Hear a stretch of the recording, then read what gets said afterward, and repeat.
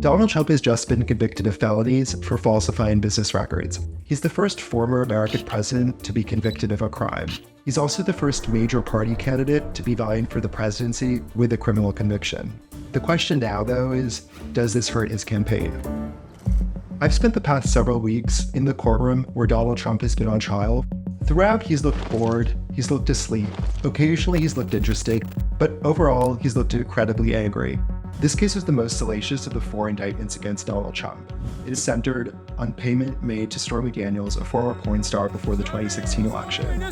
She had said that she had slept with Donald Trump in 2006, and he denied that sexual encounter altogether.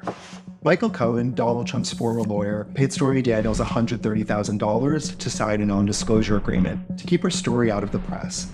Prosecutors said that Trump reimbursed him, but lied about the nature of this reimbursement by falsifying business records. Normally, falsifying business records would be a misdemeanor charge. In order to bring it as a felony, prosecutors had to show that the records were falsified to conceal or commit another crime, in this case, a campaign finance violation.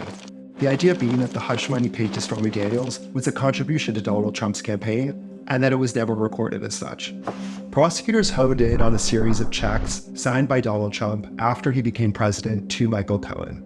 The checks were compelling but circumstantial. It was Cohen's testimony that really put the nail in Trump's coffin. It's a splashy verdict, but will it change much for Trump? For one, it won't shock most Americans. The evidence presented at this trial has been part of the public record more or less since 2018. It's also the lowest level felony in New York. He probably is not going to go to jail as a first-time white-collar felon. Trump has used this case to his advantage by playing the victim of a political crusade. If my plane flies over a blue state, the following day I get subpoenaed. This verdict won't change that. During the trial, Trump didn't go off attack mode. He was fined $9,000 for violating a gag order that prevented him from talking about witnesses in this case. Fully gagged before a highly conflicted and corrupt judge, they want to take away my constitutional right to talk. He's also sure to use the appeals process as a way to keep that narrative of grievance going forward. Compared with his other indictments, this one was relatively small fry.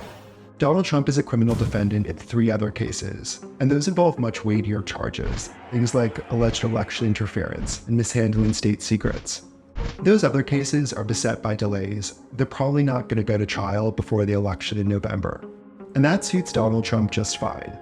If he's elected as president, he'll be able to shut down the 2 federal cases against him. The other state case in Georgia probably won't proceed either while he's president. Which leaves this case about a payoff to a porn star as the only one to deliver a guilty verdict before the election.